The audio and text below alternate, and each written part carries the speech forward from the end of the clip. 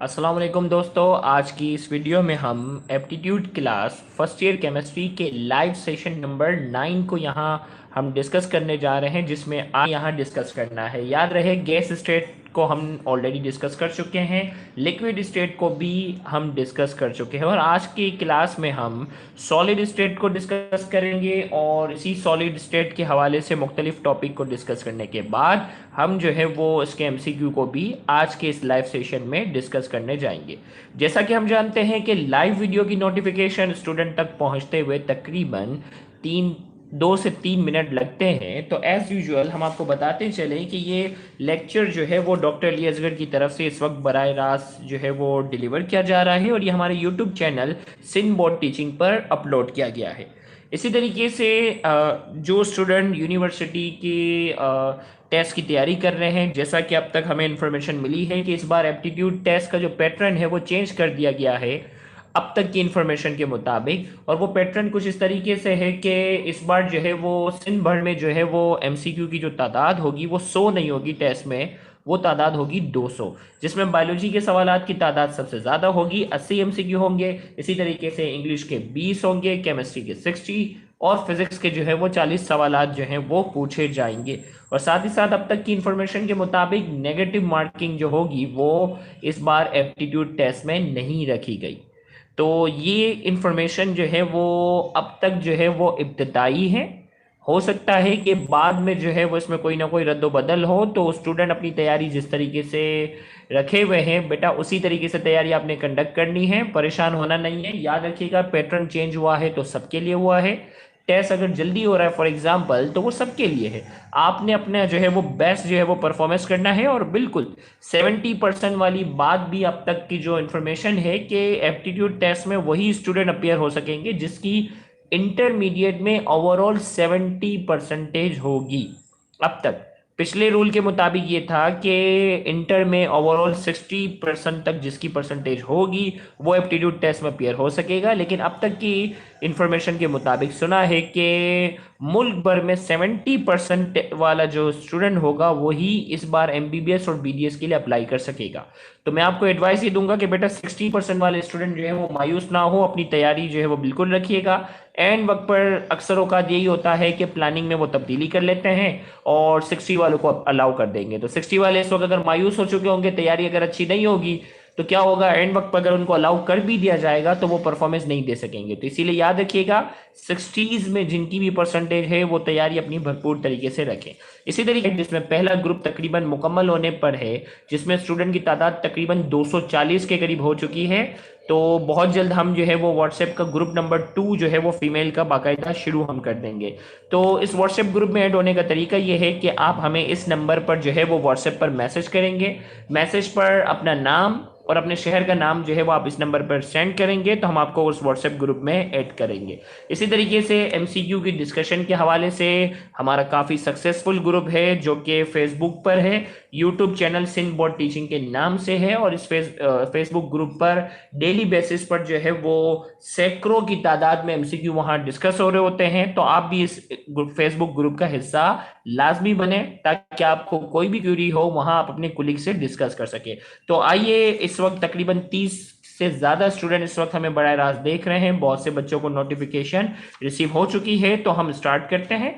तो बेटा स्टार्ट करने से पहले अपनी अपनी अटेंडेंस मार्क करें, अपना नाम और अपने शहर का नाम जो है वो कमेंट में ज़रूर लिख दें।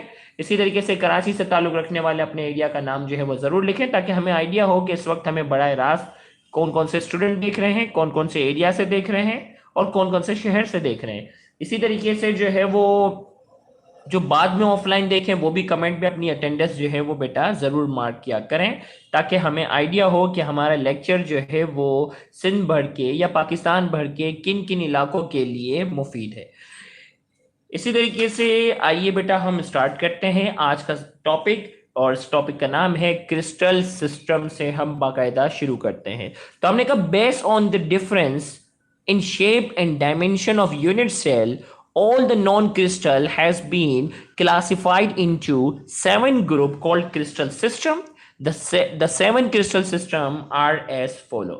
हमने कहा कि क्रिस्टलाइन सॉलिड जो होते हैं ना, क्रिस्टलाइन सॉलिड की जो शेप होती है वो डेफिनेट होती है, और एक मखसूस शेप होने की बिना पर इनको हमने जो है वो 7 ग्रुप के अंदर जाकर हमने इसे डिवाइड किया है, और उन 7 ग्रुप को हमने नाम दिया हुआ है क्रिस्टल सिस्टम का। अब ये क्रिस्टल सिस्टम हमारे पास जो है वो अलग अलग नाम से है, जिसमें हमारे पास सबसे पहले आता है cubic system.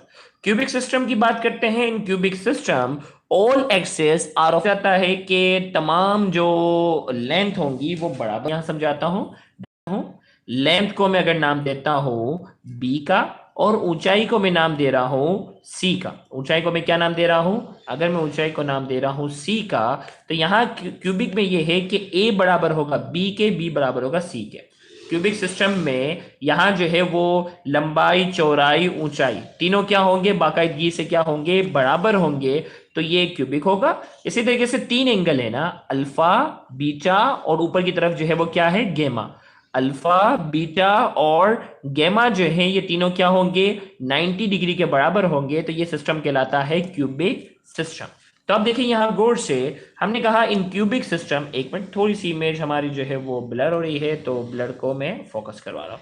In cubic system all axis are of equal length, यानी ए बराबर होगा बी के, बी बराबर होगा सी के, और तमाम एंगल जो होंगे वो किसके बराबर होंगे? 90 डिग्री के। अल्फा बराबर होगा बीटा के, बीटा बराबर होगा गेमा के, और तमाम है 90 डिग्री। और याद रखिएगा क्यूबिक सिस्टम में आपने एग्जाम्पल अच्छे से याद रखना है। क्यूबिक सिस्टम में क्या करना है? एग्जाम्पल आपने, ये टेक्स्ट बुक वाली NaCl, जिंक सल्फाइड, डायमंड, ये सब के सब एग्जाम्पल हैं किसकी? क्यूबिक सिस्टम की। एग्जाम्पल आपको बहुत पक्के से याद होनी चाहिए।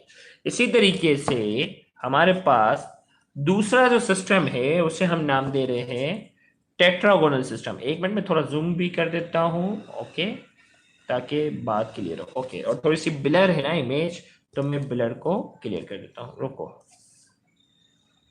ओके, तो हमने यहां कहा दूसरा सिस्टम है टेट्रागोनल। टेट्रागोनल में हमने कहा it has 2 axes of equal length, okay, फिर is different, all angle are of 90 degree. अब यहां हमें कहा जा रहा है कि 2 एक्सेस जो है ना भाई ए और बी फॉर एग्जाम्पल बराबर है, सी इनके बराबर नहीं है, जैसा कि डायग्राम में नजर आ रहा है, सी इनके बराबर नहीं है। तो हम ए और बी दोनों क्या है? आपस में बराबर हैं, सी इनके बराबर नहीं है। जबकि तीनों एंगल जो है वो क्या है? तीनों एंगल जो है वो 90 डिग्री के बराबर है। तीनों एंगल क्या है? 90 डिग्री के बराबर है। तो ए और बी दोनों आपस में बराबर हैं, सी इनके बराबर नहीं है, इसलिए नॉट इक्वल कर दिया। इसी तरीके से अल्फा, बीटा और गेमा तीनों किसके बराबर हैं? 90 डिग्री के। तो वो सिस्टम कहलाता है टेट्रागोनल सिस्टम। वो सिस्टम क्या कहलाएगा? टेट्रागोनल सिस्टम, जिसमें ए बराबर होगा बी के, जबकि सी इनके बराबर नहीं होगा। इसी तरीके से जो है अल्फा, बीटा और गेमा, अल्फा, बीटा और गेमा जो है ये क्या है? 90 डिग्री के बराबर। टिन ऑक्साइड है, बेरियम सल्फेट है, .4H2O। तो ये आपके पास टेट्रागोनल है। याद रखिएगा, इसके एग्जांपल बहुत अच्छे से याद रखिएगा। मैं आपको एक काम ये करूंगा कि इसका बहुत जबरदस्त चार्ट है एक बुक में, इसका बहुत जबरदस्त चार्ट बना हुआ है, जिसमें एंगल याद करना भी बड़ा आसान हो जाएगा, इसके एग्जाम्पल भी याद करना क्या होगा? आसान होगा। तो यहाँ इस वीडियो में समझ लो, मैं आपको व्हाट्सएप ग्रुप में इसकी पिक खींच के क्या कर लेता हूँ, मैं इस लाइव वीडियो के बाद उसकी पिक खींच के आपको जो है वो व्हाट्सएप ग्रुप में मैं क्या कर दूंगा? सेंड कर दूंगा। तो परेशान ना हो, तो याद करना उसमें काफी आसान हो जाएगा। इसी तरीके से हमारे पास जो है, हमारे पास एक सिस्टम है जिसे हम कह रहे हैं ऑर्थोरोम्बिक। अब ऑर्थोरोम्बिक सिस्टम की अगर मैं बात करता हूं, एक मिनट थोड़ा सा मैं इसको फोकस कर दूं,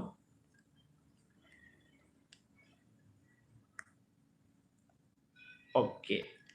ऑर्थोरोम्बिक की अगर हम बात करते हैं, in this system all axes are of different length but all angle are of 90 degree. अब ऑर्थोरोम्बिक में क्या होगा? ए बी के बराबर नहीं होगा, बी सी के बराबर नहीं होगा, जबकि अल्फा, बीटा और गेमा तीनों एंगल जो होंगे वो 90 के बराबर होंगे। कैसे? आओ देखो भाई, ये इसमें जो है ना ए और बी दोनों आपस में बराबर नहीं है, ए और बी दोनों आपस में बराबर नहीं है, सी भी इनके बराबर नहीं है, ए बी के डिफरेंट है, और ये दोनों जो है वो सी से डिफरेंट है, यानी A is not equal to B, B is not equal to C. इसी तरीके से अल्फा, बीटा और गेमा ये तीनों जो होंगे, ये तीनों जो है वो किसके बराबर हैं? 90 डिग्री के बराबर है। तो यहां हमने कहा कि अगर ए बी के बराबर ना हो, बी सी के बराबर ना हो, अल्फा बीटा और गेमा। ओके बेटा, इसकी कोई ट्रिक नहीं होगी। अगर ट्रिक पे अगर पूरी चीज चल जाती तो पूरी ट्रिक पे आप एमबीबीएस डॉक्टर बन जाते, और उसी ट्रिक पे जब आप सर्जन बन जाते, और उसी ट्रिक पे आप कार्डियोलॉजिस्ट और न्यूरोलॉजिस्ट बन जाते। तो जिंदगी जो है वो ट्रिक पर नहीं चलती, बहुत सी चीजों पर मेहनत करनी होती है, और जो मेहनत करेगा वही आगे जाएगा। और ये ट्रिक की बेस पर अक्सर आपको कोचिंग सेंटर वाले बेवकूफ भी बना रहे होते हैं। ट्रिक वहां बहुत ही कम बता रहे होते हैं, और आपको उसी ट्रिक के नाम पर सिर्फ बेवकूफ बना बनाकर जो है वो आपसे हजारों रुपए क्या कर रहे होते हैं, वसूल कर रहे होते हैं। तो इसीलिए मैं आपको बता रहा हूँ, बहुत सी चीजें यहाँ अच्छे से लाइव में समझो और फिर मेहनत करना। चार्ट वो होगा कि आपको याद करने में मदद दे देगा, लेकिन उसमें कोई ट्रिक नहीं होगी, उसमें कोई ऐसा जादू नहीं होगा कि आपको कोई जादू की छड़ी आपके ऊपर अप्लाई करके आपको कोई पास करवा दे या आपको कराची में टॉप करवा दे। मेहनत जो करेगा वही आगे जाएगा, ये बात याद रखना, जिंदगी का उसूल जहन में अभी से रख लो। कोई जो कमेंट में पूछे जा रहा है ना कि इसकी ट्रिक से ये हो जाएगा, इसकी ट्रिक से ये हो जाएगा, तो आपके लिए काफी ये याद रखिएगा, ट्रिक की बेस पर सिर्फ आपको बेवकूफ बनाया जा सकता है, लेकिन मेहनत आपको हर चीज में करनी है। ओके भाई, तो ऑर्थोरोम्बिक में हमने कहा ए आता है ऑर्थोरोम्बिक। अब देखो याद रखो, ए ए बी और सी तीनों बराबर हैं, तीनों एंगल 90 के बराबर था तो क्यूबिक था। इसी तरीके से ए और बी में से दो आपस में बराबर थे, तीसरा बराबर नहीं था तो वो टेट्रागोनल था, एंगल तीनों 90 थे। और तीनों अगर बराबर नहीं है और तीनों तीनों एक्सिस बड़े हैं, जो कि टेक्स्ट बुक वाली एग्जांपल हैं, जो कि अच्छे से याद रखनी है। नंबर 4, ट्राइगोनल या जिसे रोम्बोहिड्रल हम कहते हैं। इसमें हमने कहा it has 3 axis of equal length, all angle are equal but more than 90 degree and less than 120 degree. यहां ये कह रहा है कि ट्राइगोनल या रोम्बोहिड्रल सिस्टम की अगर हम बात करते हैं, इसमें तीनों एक्सिस बराबर होंगे और तीनों एंगल भी बराबर होंगे, लेकिन तीनों एंगल जो होंगे वो 90 के बराबर, तीनों एंगल जो होंगे वो 90 के बराबर नहीं होंगे। वो एंगल 90 से थोड़े से ज्यादा होंगे और 120 से कम होंगे। भाई गौर से देखो, तीनों एक्सिस बराबर, तीनों एंगल भी बराबर, जैसे क्यूबिक में था, लेकिन क्यूबिक में क्या था, तीनों एंगल क्या थे, 90 के बराबर थे। जबकि यहां क्या है, तीनों एक्सिस बराबर, तीनों एंगल क्या है, तीनों एंगल बराबर, लेकिन एंगल क्या होगा, 90 से ज्यादा होगा और 120 से क्या होगा, छोटा होगा। जैसा कि डायग्राम में है, जिसमें ए बी और सी तीनों क्या होंगे, ए बी और सी तीनों बराबर होंगे, लेकिन जो एंगल यहां आ रहा है ये 90 से थोड़ा सा क्या है, ज्यादा है, लेकिन 120 से कम है। अब ये 3 डायमेंशनली अगर हम देखेंगे तो ये तीनों एंगल जो है वो क्या है, 90 से क्या है, तीनों एंगल जो है वो 90 से ज्यादा है लेकिन 120 से कम है। उस सिस्टम को हम नाम देते हैं ट्राइगोनल, या जिसे हम कहते हैं रोम्बोहिड्रल सिस्टम भी कहते हैं। इसकी एग्जांपल आपने अच्छे से याद करनी है। इसी तरीके से हमारे पास जो पांचवा सिस्टम है वो है हेक्सागोनल। हमने कहा in this system 2 axis are of equal length but the third is different. दो एक्सिस जो होंगी वो बराबर होंगी, तीसरी जो है वो बराबर नहीं होंगी। 2 एंगल आर ऑफ 90 डिग्री, दो एंगल जो होंगे वो 90 डिग्री होंगे, जबकि तीसरा जो होगा वो 120 डिग्री का होगा। कैसे, डायग्राम की बात करते, देखिए हेक्सा 6 कोने, नाम से ही पता चल रहा है ना। तो यहां इसमें हमने कहा कि भाई देखो, दो एक्सिस आपस में बराबर है, ए और बी, फॉर एग्जांपल कह रहा हूं ए और बी दोनों क्या है, बराबर है। जबकि ये जो है वो सी है, सी जो है वो ए और बी के बराबर नहीं होगा। ए और बी दोनों आपस में बराबर हैं, सी इनके बराबर नहीं है, नॉट इक्वल। इसी तरीके से अल्फा, इसी तरीके से अल्फा और बीटा यहां जो है वो दोनों क्या है, 90 है। जबकि ये जो ऊपर वाला जो गेमा जिसे हम कह रहे हैं ये क्या है, 120 डिग्री का है। तो इस सिस्टम को हम क्या नाम देते हैं, हेक्सागोनल। इस सिस्टम को हम क्या नाम देते हैं, हेक्सागोनल सिस्टम, जिसमें दो एक्सिस बराबर होंगी और दो एंगल जो होंगे वो 90 के बराबर होंगे। तीसरा एक्सिस डिफरेंट होगा और एंगल जो होगा वो 120 होगा। इसी तरीके से हमारे पास एक और सिस्टम है जिसे हम कहते हैं छठा सिस्टम, मोनोक्लिनिक सिस्टम। इसमें हमने कहा it has all 3 axis are of unequal length. तीनों एक्सिस क्या होंगे, अनइक्वल होंगे। One of axis is at right angle to the other. इसमें हमने कहा कि मोनोक्लिनिक की अगर हम बात करते हैं तो मोनोक्लिनिक में हमारे पास क्या होंगे कि तीनों एक्सिस अनइक्वल होंगे, लेंथ विड्थ और ब्रेथ तीनों अलग अलग होंगे, जिसमें एक आध एक्सिस जो होगा वो 90 के क्या होगा, अल्फा और बीटा 90 के बराबर हैं। यहां हमारे पास अल्फा और बीटा की जब हम बात करते हैं, कहने जा रहे हैं इसमें अल्फा और गेमा जो है वो 90 के बराबर हैं, जबकि बीटा जो होगा वो 90 के बराबर नहीं होगा। तो यहां अगर मैं इसमें कहूं तो ये क्या हो जाएगा, मैंने इसे शो किया, दिस इज नॉट इक्वल। अब देखो डायग्राम में, डायग्राम की अगर हम बात करते हैं, ओके भाई, ए और बी दोनों बराबर नहीं है, सी भी क्या है, इनसे अलग है। इसी तरीके से एक एक्सिस जो होगा वो ऊपर वाला जो है वो 90 के बराबर होगा, जबकि अल्फा और बीटा देखो, ओके, यहां अगर मैं बात करता हूं, ये जो है वो यहाँ अल्फा और गेमा ये 90 के बराबर है, ऊपर वाला भी 90 के बराबर है, जबकि बीटा जो होगा वो 90 के बराबर, बीटा जो होगा वो 90 के बराबर नहीं होगा। तो हमने कहा वो सिस्टम जिसमें तीनों एक्सिस जो होंगे वो अनइक्वल होंगे, दो एंगल 90 के बराबर होंगे, जबकि एक 90 के बराबर नहीं होगा, वो कैसे से याद रखनी है कॉपी में लिखकर। बाकी चार्ट जो है वो व्हाट्सएप ग्रुप में मैं आपको सेंड करूंगा, तो वो आपको याद रखेगा। और ट्राई क्लिनिक याद करना बहुत आसान है, तीन 90 के बराबर तो वो क्यूबिक था, क्यूबिक याद रखना भी बड़ा आसान था। इसी तरीके फिर ट्राई क्लिनिक इसका अपोजिट है कि तीनों एक्सिस अनइक्वल हो, तीनों एंगल जो है वो 90 के बराबर ना हो, तो वो ट्राई क्लिनिक कहलाता है। और फिर इसकी एग्जांपल आपके सामने यहाँ मौजूद है जो कि अच्छे से आपने याद रखनी है। तो इन शॉर्ट पेपर में आपको कैसे याद रखना है, पेपर में आपने क्या करना होगा, पेपर में आपने जो है वो बाकायदा क्रिस्टल सिस्टम को पहचानना होगा। जैसे इस तरीके से लिखा हुआ आ जाएगा और पूछा जाएगा कि कौन सा क्रिस्टल सिस्टम है, और मुश्किल अगर बना तो फिर आपसे क्या पूछा जाएगा, एग्जाम्पल पूछ ली जाएगी कि कौन से सिस्टम की कौन सी एग्जाम्पल है। इसी तरीके से अब मैं आपको दो डेफिनेशन की तरफ लेके जा रहा हूं, एक कहलाती है आइसोमॉर्फिज्म और दूसरी हमारे पास है पॉलीमॉर्फिज्म। तो हमने कहा आइसोमॉर्फिज्म क्या है, when two substance have same crystal structure they are said to be isomorphous and the phenomena is called isomorphism.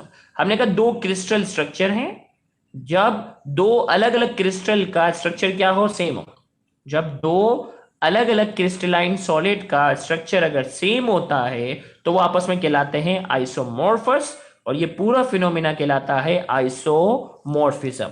इसी तरीके से हमारे पास एग्जांपल है सोडियम फ्लोराइड और मैग्नीशियम ऑक्साइड, दोनों का जो क्रिस्टल होता है वो क्यूबिक होता है, लिहाजा ये दोनों आइसोमॉर्फस है। इसी तरीके से कैल्शियम कार्बोनेट और सोडियम NaNO3 ये ट्राइगोनल क्रिस्टल हैं। इसी तरीके से हमारे पास ZnSO4 और निकल सल्फेट जो है, इनका जो क्रिस्टल है वो क्या है, ऑर्थोरोम्बिक है। तो ये दोनों आइसोमॉर्फस हैं, ये भी आइसोमॉर्फस है और ये भी आइसोमॉर्फस है। बुक में तीन एग्जांपल हैं जो तीनों यहाँ लिखी हुई हैं, तो ये एग्जांपल भी आपने क्या करनी है, बहुत अच्छे से याद रखनी है। पूछा जाता है कि इनमें से कौन से दो पेयर है वो आइसोमॉर्फस है, तो अगर आपने पक्के से याद होंगे तो आप पहचान जाएंगे कि ये सोडियम फ्लोराइड और मैग्नीशियम ऑक्साइड आइसोमॉर्फस है, और ये दो पेयर जो हैं वो भी क्या है, आइसोमॉर्फस है, और इनके क्रिस्टल का नाम भी बाकायदा पूछा जा सकता है। तो याद रखिएगा, मेहनत करनी है इस टॉपिक में, कोई ऐसी ट्रिक और कोई जादू नहीं कोई बताएगा आपको, जादू के नाम पर सिर्फ बेवकूफ बनाएंगे, लेकिन कोई ऐसा जादू कोई बताने वाला मौजूद नहीं होगा, आपने मेहनत करनी पड़ेगी। चलो भाई, पॉलीमॉर्फिज्म इसका opposite, the substance which can exist in more than one crystalline form is called polymorphous and the phenomena is known as polymorphism. हमने कहा वो सब्सटेंस जो एक ही सब्सटेंस हो, जो एक से ज्यादा क्रिस्टलाइन स्ट्रक्चर में पाई जाए, उसे कहते हैं पॉलीमॉर्फिज्म। भाई आइसोमॉर्फिज्म में क्या था, दो अलग अलग चीजें थी, दो अलग अलग चीजें थी, लेकिन क्रिस्टल उनका क्या था, सेम था। पॉलीमॉर्फिज्म में क्या है, क्रिस्टल एक ही है, चीज एक ही है, लेकिन क्रिस्टल सिस्टम उसके क्या है, अलग अलग है, तो वो कहलाते हैं पॉलीमॉर्फिज्म। तो अब देखो यहां इसकी एग्जांपल की मैं बात करता हूं। एग्जांपल में हमारे पास for example calcium carbonate exist in two crystalline form, एक कहलाता है कैल्साइड, भाई यही की चीज है CaCO3, एक कैल्साइड है जो कि ट्राइगोनल होती है, और एक है एरागोनाइट जो कि ऑर्थोरोम्बिक क्रिस्टल सिस्टम से इसका ताल्लुक है। तो यानी चीज एक ही है, लेकिन उसके क्रिस्टल सिस्टम क्या है, अलग अलग हैं, लिहाजा ये दोनों, ये एग्जांपल है पॉलीमॉर्फिज्म की। इसी तरीके से अब हम डिस्कस करने जा रहे हैं शॉर्ट में जल्दी से, और वो होगा क्रिस्टलाइन सॉलिड और एमॉर्फस सॉलिड। क्रिस्टलाइन सॉलिड और एमॉर्फस सॉलिड की हम बात करेंगे, उसके हम डिफरेंसेस को यहाँ डिस्कस करने जा रहे हैं। तो यहाँ हमने कहा सबसे पहले आ जाता है ज्योमेट्री। तो ज्योमेट्री की हम बात करते हैं तो क्रिस्टलाइन सॉलिड जो होते हैं उसकी एक मखसूस ज्योमेट्री होती है, पर्टिकुलर होती है, सो इसके एटम जो होते हैं वो मखसूस तरीके से अरेंज होते हैं, जबकि एमॉर्फस जो होता है उसकी मखसूस ज्योमेट्री नहीं होती, बेतरतीब तरीके से क्या होते हैं, उसके आपस में एटम जो है वो जुड़े हुए होते हैं। इसी तरीके से दूसरा डिफरेंस हमारे पास जो है वो मेल्टिंग पॉइंट है, और मेल्टिंग पॉइंट क्या है, क्रिस्टलाइन सॉलिड का जो मेल्टिंग पॉइंट होता है वो शार्प होता है, क्योंकि एटम जो होते हैं वो हर जगह एक मखसूस अंदाज से सेम एक मखसूस सीक्वेंस में क्या होते हैं, अरेंज होते हैं। जैसे ही एक मखसूस टेम्परेचर क्या हो जाता है, पहुंच जाता है, तो जो क्रिस्टलाइन सॉलिड होता है वो शार्प मेल्टिंग पॉइंट पर जाकर क्या होगा, पिघलना शुरू हो जाएगा। अगर फॉर एग्जांपल 100 डिग्री सेंटीग्रेड है तो 100 डिग्री सेंटीग्रेड होते ही पूरा का पूरा सॉलिड जो होगा वो पिघलना शुरू हो जाएगा। जबकि एमोर्फस में क्या है, बेतरतीब तरीके से जुड़े हुए होते हैं, लिहाजा इनका शार्प मेल्टिंग पॉइंट नहीं होता। जैसे ही एक मखसूस दर्जा हरारत पर पहुंचते हैं तो एक एक हिस्सा जो है वो पिघलना शुरू हो जाता है, तो दूसरा पिघलता नहीं है, क्योंकि एटम जो है वो किसी जगह पर मजबूती से जुड़े हुए और किसी जगह पर मजबूती से जुड़े हुए नहीं होते, इसीलिए इनका जो है वो शार्प मेल्टिंग पॉइंट नहीं होता। तो पहला डिफरेंस था उनकी एक मखसूस ज्योमेट्री होती है, और दूसरा जो है वो क्रिस्टलाइन सॉलिड जो है इनका जो है वो शार्प मेल्टिंग पॉइंट होता है, जबकि एमोर्फस का नहीं होता। इसी तरीके से तीसरा डिफरेंस जो है वो है क्लीवेज। क्लीवेज हमारे पास क्या है कि जब क्रिस्टलाइन सॉलिड को तोड़ा जाता है तो वो एक मखसूस छोटे छोटे हिस्सों में, क्रिस्टलाइन सॉलिड को जब तोड़ा जाता है तो एक मखसूस छोटे छोटे हिस्सों में जाकर टूट जाता, जबकि एमोर्फस जो होता है वो बेतरतीब तरीके से क्या होता है, टूटता है। तो हमने कहा कि क्रिस्टलाइन के पास एक क्लीवेज प्लेन है, एक तरतीब से टूटने का अंदाज मौजूद है जिसे हम कहते हैं क्लीवेज, जबकि एमोर्फस के पास क्लीवेज नहीं है। इसी तरीके से क्रिस्टलाइन जो है उसमें एटम जो होते हैं, एटम जो होते हैं वो एक तरतीब से जुड़े हुए होते हैं, लिहाजा हर एंगल पर उसकी प्रॉपर्टीज जो होती हैं वो अलग अलग होती हैं। लिहाजा क्रिस्टलाइन वाले जो हैं ये कहलाते हैं एन आइसोट्रॉपिक कहलाते हैं। जैसे इलेक्ट्रिकल कंडक्टिविटी, रिफ्रैक्टिव इंडेक्स जो होता है वो उनका क्या होता है, हर एंगल पर अलग अलग होता है। जैसे यहां बताया जा रहा है ग्रेफाइट जो है ना वो इलेक्ट्रिसिटी कंडक्ट करता है parallel to the plane but perpendicular conduct नहीं करता। जैसे ग्रेफाइट का आगे हम सेकेंड ईयर केमिस्ट्री में स्ट्रक्चर करेंगे ना, तो ये हेक्सागोनल रिंग की शक्ल में होता है, और ये हेक्सागोनल रिंग के पैरेलल से, हेक्सागोनल रिंग के पैरेलल से इलेक्ट्रिक करंट जो होता है वो गुजरता है, पैरेलल जा सकेगा, लेकिन परपेंडिकुलर जो है वो करंट गुजरता नहीं है। भाई ग्रेफाइट जो है ना ये क्रिस्टलाइन सॉलिड की एग्जांपल है, तो क्रिस्टलाइन सॉलिड की जो प्रॉपर्टी है वो एन आइसोट्रॉपिक है, हर एंगल पर उसकी प्रॉपर्टी में रद्दोबदल आ जाती है, जबकि एमोर्फस के अंदर ऐसा नहीं है, वो बेतरतीब तरीके से जुड़े होते हैं, इसमें वो आइसोट्रॉपिक होते हैं, जबकि क्रिस्टलाइन क्या है, एन आइसोट्रॉपिक है। और जबकि पांचवा डिफरेंस जो है वो क्या है, सिमेट्री है। तो हमने कहा कि जब इसको रोटेट किया जाता है क्रिस्टलाइन सॉलिड को तो उसकी शेप पर कोई तब्दीली नहीं आती, दे पॉजेस सिमेट्री, क्या होते हैं, सिमेट्री। जबकि एमोर्फस क्या होते हैं, नॉन सिमेट्रिकल होते हैं। तो ये 5 डिफरेंस मैंने थोड़ा सा सुपरफिशियली करते हुए आपको बता दिया। इंशाल्लाह जब फर्स्ट ईयर के लिए जब स्पेशली हम रिकॉर्ड करेंगे लेक्चर, तब उस वक्त उनको हम डिटेल में एक डायग्राम्स और डिफरेंट पिक्चर्स की शक्ल में उनको एक्सप्लेन करेंगे। तो आइए हम बगैर टाइम ज़ाया किए हम क्या करते हैं, एमसीक्यू वाले पोर्शन को स्टार्ट करते हैं, ताकि आज के सेशन में हम चैप्टर 2 को कंप्लीट करें और कल जो है वो एक हम नया चैप्टर केमिस्ट्री का बाकायदगी से स्टार्ट करेंगे। तो आइए हम एमसीक्यू वाले पार्ट के लिए, क्या एमसीक्यू वाले पार्ट के लिए तैयार हो, लाइव पार्टिसिपेशन के लिए तैयार हैं? तो बेटा कमेंट में जल्दी से यस लिखो। कितने स्टूडेंट इस वक्त लाइव एमसीक्यू में पार्टिसिपेट करने के लिए तैयार हैं? तो सिर्फ रहमान मेमन ने कमेंट में लिखा यस, आलियान, सैयद अब्बास, मारूति, किंजा, अरशद, 7 बच्चे इस वक्त देखने वाले बच्चे 30 से ज्यादा हैं, 30 के करीब बच्चे जो है इस वक्त हमें लाइव देख रहे हैं। अली राजपूत, मोहम्मद अरशद, टी10, नसीरुद्दीन, जुलेखा, तकरीबन 15 बच्चों ने हाँ कहा, मोहम्मद आदिल, अदीना शफीक। चले भाई, तकरीबन इस वक्त 16 से 17 बच्चों ने कहा यस, नेहा खान ने कहा यस। बाकी 12 बच्चे जो हैं वो इस वक्त सिर्फ वीडियो देखने में मसरूफ हैं, और वो लाइव में पार्टिसिपेट जब तक नहीं करेंगे तब तक बेटा सीखोगे नहीं। पार्टिसिपेट के लिए तैयार? ओके भाई, कम से कम 30 में से 20 बच्चों ने इस वक्त यस कहा है, पार्टिसिपेशन के लिए तैयार है। तो ओके भाई, हम भी जो है वो आपके लिए रेडी हैं।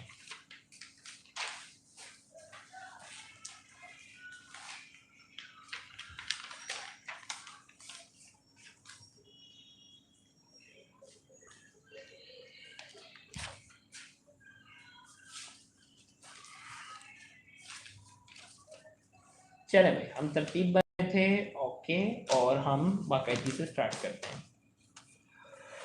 सबसे पहले एमसीक्यू नंबर 24 में थोड़ा सा जूम कर देता हूं।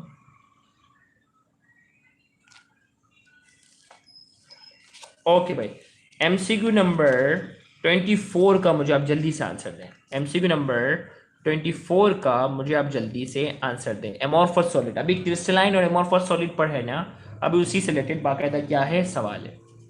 24 से शुरू करने जा रहे हैं। एमोर्फस सॉलिड, शाबाश।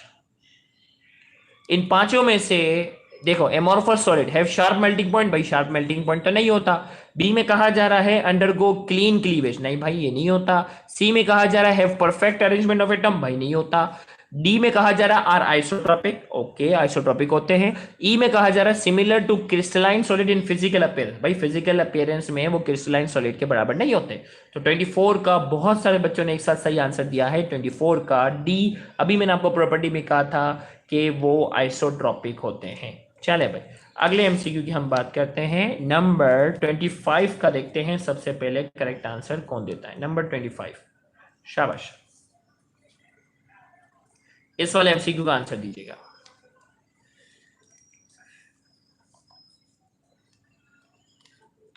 The system in which all three axes are of equal length and right angle to each other is called, शाबाश।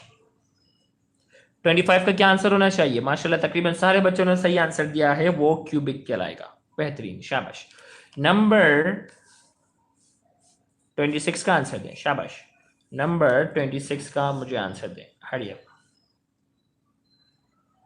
The system in which all three axes and angle are unequal, तीनों axis in which all the three axes and angle are unequal, 26 की बात हो रही है। 26, शाबाश। तमाम axis और तमाम एंगल जो होंगे वो क्या होंगे? डिफरेंट होंगे। तो 26 का करेक्ट आंसर क्या है? डी है, शाबाश। ट्राई क्लिनिक अभी हमने बाकायदगी से डिस्कस किया था। जल्दी से 27 का आंसर दें।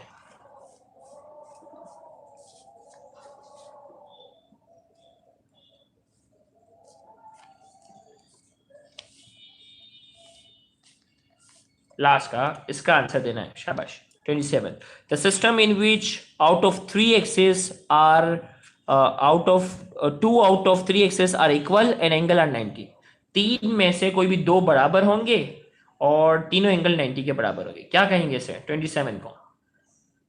27 का करेक्ट आंसर क्या होना चाहिए? 27 का करेक्ट आंसर जो है, मरियम क्या हो गया बेटा, गलत आंसर दे रही हो। 27 का भाई अभी डिस्कस हुआ था। ओके, इसमें देखो याद करने वाली कहानी थी ना, तो इसमें अभी आपको प्रैक्टिस जब रिवीजन करोगे ना फिर आसानी हो जाएगी।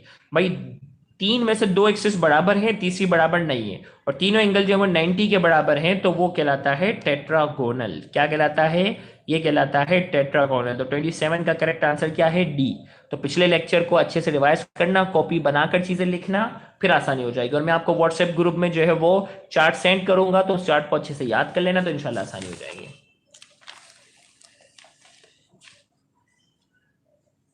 ओके, 28 ना,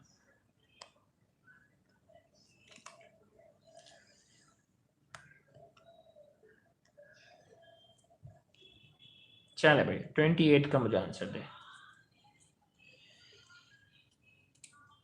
एमसीक्यू नंबर 28 का आंसर दे, शाबाश। The particles in solid are, शाबाश। A, widely separated and moving randomly. B, widely separated not moving. C, moving randomly but not separately. D, closely together and vibrating slightly. Okay, तमाम बच्चों ने एक साथ answer सही दिया है। D is the correct answer, close together and vibrating slightly, शाबाश। मुझे 29 का आंसर दें, हाय। 29 का मुझे आप करेक्ट आंसर दें।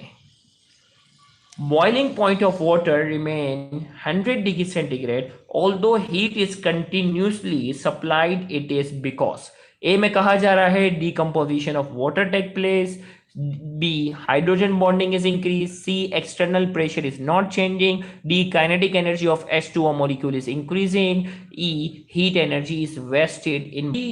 heat energy जो है वो पानी को देते हैं, उसके टेम्परेचर पर कोई फर्क नहीं पड़ता।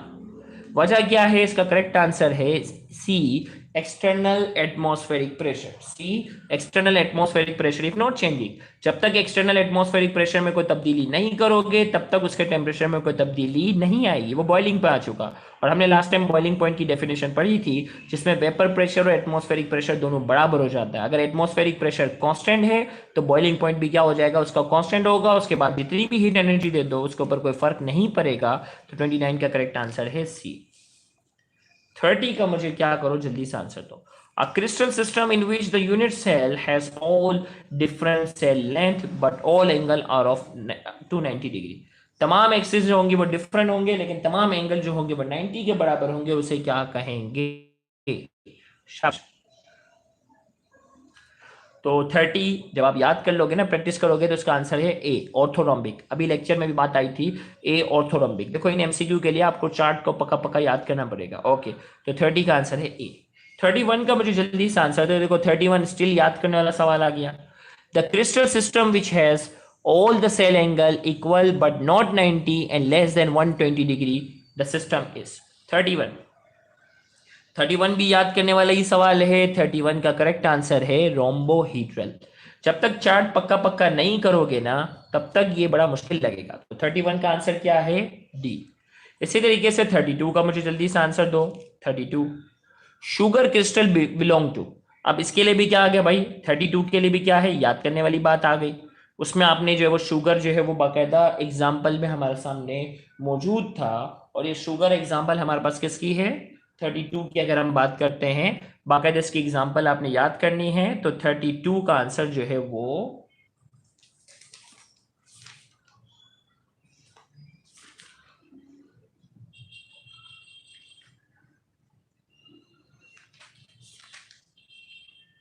हमारे पास एग्जाम्पल इसका है बी मोनोक्लिनिक। टेक्स्ट बुक की एग्जाम्पल है, एग्जाम्पल पक्की याद करोगे तो आसान हो। 32 का करेक्ट आंसर है बी मोनोक्लिनिक। 33 अब बताओ, देखते हैं किसको ये डेफिनेशन मालूम है। 33 की ये इसका आंसर देना है। The process in which solid is directly converted into gaseous state is called. वो प्रोसेस जिसमें सॉलिड जो होता है वो डायरेक्टली कन्वर्ट हो जाता है गैसियस स्टेट में, उसे क्या कहते हैं? शाबाश। परेशान ना हो अरशद, याद करोगे ना चार्ट तो ये फिर बच्चों वाला सवाल है, याद नहीं होगा तो बड़ा मुश्किल होगा। तो वो प्रोसेस जिसमें सॉलिड जो होता है वो डायरेक्टली गैसियस स्टेट में कन्वर्ट होता है उसे कहते हैं सब्लिमेशन। तो सबसे पहले मरियम ने उसका करेक्ट आंसर दिया है, शाबाश। 34 का मुझे आंसर दो। अब मुझे बता देखते हैं 34 का सबसे पहले करेक्ट आंसर कौन देता है। ये तो शुरुआत में ही बात डिस्कस हुई थी। The crystal system are of, crystal system की कितनी टाइप्स हैं? शाबाश। क्रिस्टल सिस्टम की कितनी टाइप्स हैं? 34, शाबाश। कौन बताएगा? ए 7 टाइप्स। लेक्चर की शुरुआत अगर किसी ने गौर से सुनी होगी तो उसको पता होगा कि 34 का करेक्ट आंसर क्या है? ए है। तो आप क्या कीजिएगा, ओके देखो कल तो हम नया चैप्टर शुरू करेंगे भाई, कल से तो हम नया चैप्टर शुरू करेंगे। आप ये सॉलिड वाला पार्ट याद करना, हम बीच में एक सेशन कंडक्ट करेंगे। बल्कि मैं एक काम करता हूँ, फेसबुक ग्रुप में जो है ना आज ही मैं प्रैक्टिस के लिए बहुत सारे एमसीक्यू जो है वो वहां पोस्ट करता हूँ।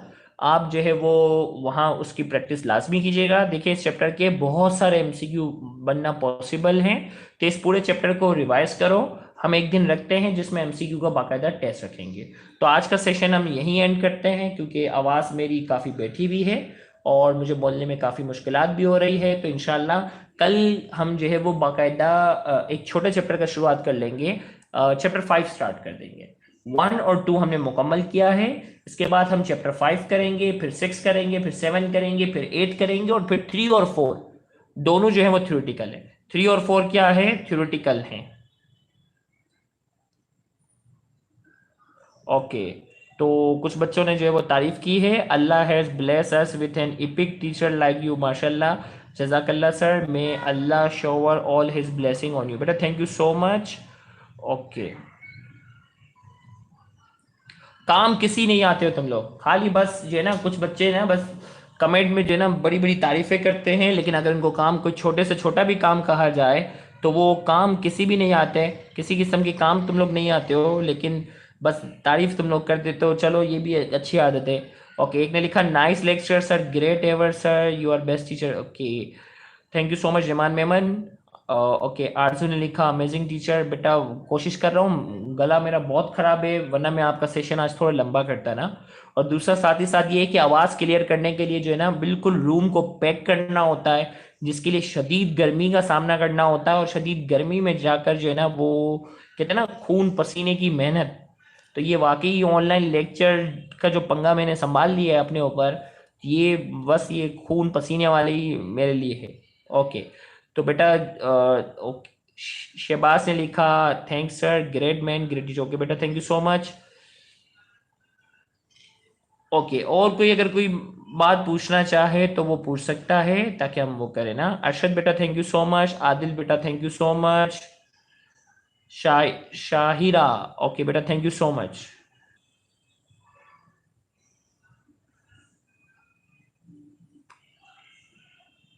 चले भाई, आज के इस लाइव सेशन को हम यहीं एंड करते हैं। सर टाइमिंग भी बता दे, किस चीज़ की टाइमिंग मरियम, किस चीज़ की टाइमिंग? 150 मिनट मिलेंगे ना आपको? 150 मिनट मिलेंगे, 200 MCQ करने होंगे, तो बहुत है। देखें, इस किस्म का जो टेस्ट है ना उसमें एमसीक्यू बड़े आसान होते हैं। मैं आपको एडवाइस दूंगा कि आप जो है वो लाहौर वाला जो टेस्ट होता है ना पंजाब में, उसके पैटर्न को एक बार देखना। उससे मिलता जुलता जो है ना ये पैटर्न उठा के देंगे। तो अगर आप कहोगे तो मैं पीडीएफ में, मेरे पास जो है वो लाहौर का जो है ना यूनिवर्सिटी ऑफ हेल्थ साइंसेज का जो पास पेपर मौजूद है ना, तो मैं व्हाट्सएप ग्रुप में पीडीएफ शक्ल में क्या करता हूँ आपको मैं सेंड करता हूँ। पीडीएफ फॉर्म में मैं आपको जो है वो सेंड करता हूँ। परेशान ना हो मरियम अमीन, इतना कम टाइम तो एमसीक्यू भी उस लिहाज से बनाए जाएंगे। एमसीक्यू उस लिहाज से बनाए जाएंगे, नेगेटिव मार्किंग नहीं होगी। और यूनिवर्सिटी ऑफ हेल्थ साइंसेज जो पंजाब का पेपर है वो देखिएगा, आप आराम से कह दोगे कि 150 मिनट में ये 200 आराम से हो सकते हैं। तो बिल्कुल परेशान होने की जरूरत है। और आपके तो वैसे ही पहले से नेगेटिव मार्किंग नहीं थी, नेगेटिव मार्किंग तो मेडिकल वालों के लिए थी। इंजीनियरिंग वालों के लिए तो पहले से ही नेगेटिव मार्किंग नहीं थी। 100 सवालात थे, 100 में से आपको 100 के 100 अटेम्प्ट करने होते हैं, नेगेटिव मार्किंग नहीं। तो आज मैं आपको जो है वो दो जिम्मेदारी मुझ पे ना। एक तो क्रिस्टल सिस्टम का चार्ट मैं आपको जो है वो व्हाट्सएप ग्रुप में सेंड करता हूँ। और दूसरा जो है मैं आपको जो है वो पीडीएफ फॉर्म में यूनिवर्सिटी ऑफ हेल्थ साइंसेज, जो कि एग्जैक्ट इसी पैटर्न पे है, जिसमें बायोलॉजी के 80 सवाल होते हैं, केमिस्ट्री के 60, फिजिक्स के 40, और बाकायदा जो है वो इंग्लिश के 20 सवाल मौजूद हैं। उनके एमसीक्यू के स्टैंडर्ड सिर्फ देखना, मैं ये नहीं कह रहा कि रट्टा मारना शुरू कर दो। हाँ, वैसे एक बात बता रहा हूँ, पीएमडीसी पूरे मुल्क का जो है वो टेस्ट सेम कंडक्ट कर रहा है। तो चांसेस ये हैं कि उनके पास पेपर के बहुत से एमसीक्यू कॉपी पेस्ट होकर आ जाए। ये भी एक आपको टिप दे रहा हूँ। इफ़ यू कैन, जो ऐसे एमसीक्यू जो आपके कोर्स से मिलते जुलते हैं ना, उनकी तैयारी कर लीजिएगा। क्योंकि अब आपके जो है ना ये डाउ ग्रेड्स के और जो एनटी रिपीट होने के चांसेस होंगे वो बहुत कम होंगे। यूनिवर्सिटी ऑफ हेल्थ साइंसेज के स्टैंडर्ड पे अगर बन रहा है तो उनके पास पेपर के जो सवालात हैं उनके रिपीटेशन के चांसेस ज्यादा होंगे। तो मेरे पास तकरीबन उनके 10 या 11 साल के पास पेपर जो है वो पीडीएफ फॉर्म में मौजूद हैं। तो उसमें से एक दो ईयर में आपको सेंड करता हूं, आप लाजमी देखिएगा। तकरीबन 11 या 12 साल के, हर साल जो है वो 200 एमसीक्यू अगर कर लो तो 11 साल में कितने हो जाएंगे? 2200, 2200, तकरीबन 2500 के करीब एमसीक्यू वहां उनके मौजूद होंगे, वे अलॉन्ग विथ आंसर की के साथ। तो मैं आपको एडवाइस ये दूंगा कि उसको लाजमी आप क्या कर लीजिएगा, सॉल्व करना, आपको बहुत ज्यादा फायदा होगा। तो आज के सेशन को एंड करते हैं। Thank you very much. Allah Hafiz.